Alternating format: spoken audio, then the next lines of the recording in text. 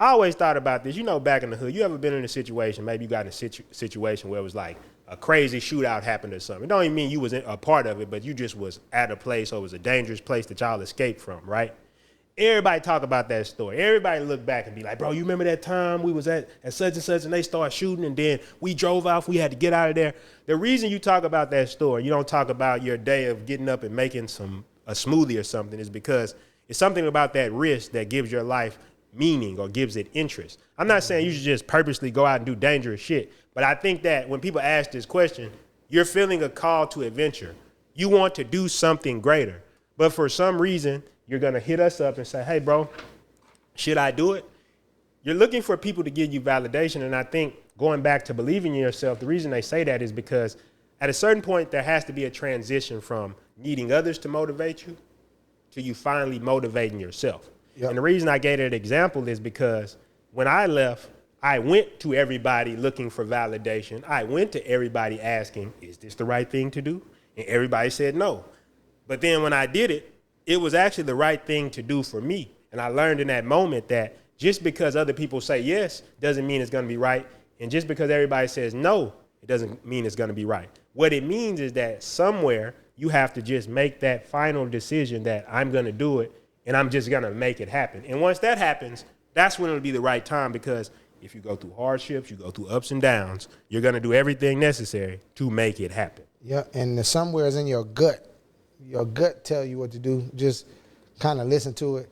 Or even if you don't know, like, damn, the gut saying a whole bunch of shit, pick one of them and hurry up and fuck it up fast. You know what I'm saying? It don't matter. It matters to the extent of, like, whatever. You know what I'm saying? But the faster you mess up, the quicker you'll gain the confidence to make decisions. So you'll be ultimately, like, you'll get to a space like you just looking for you're looking for any supporting information to help you make the decision quicker. So any nigga on YouTube saying a keyword, anything, somebody talking to you about something, you're just looking to make a faster decision about what's going on.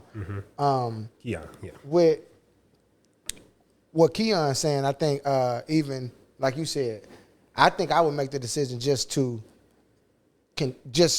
go spend more hours in my business, because you'll come to more conclusions, and then eventually you'll just come to a conclusion where you can, like, you know.